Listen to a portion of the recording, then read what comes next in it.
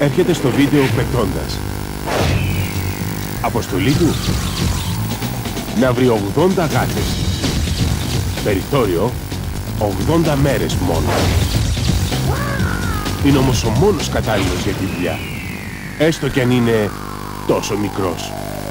Ο αγαπημένος σας Tweety στην πρώτη μεγάλου μήκους ταινία του, σε μια περιπέτεια που φαίνεται απίθανη. Πρέπει να κάνει το γύρο του κόσμου σε 80 ημέρες. Να συγκεντρώσει αποτυπώματα από 80 γάτες. Θα χρησιμοποιήσει κάθε τρόπο για να το καταφέρει και κάθε μέσον για να φτάσει εκεί που πρέπει. Για πρώτη φορά, ο μικρός μας ήρωας στις καλύτερες στιγμές του.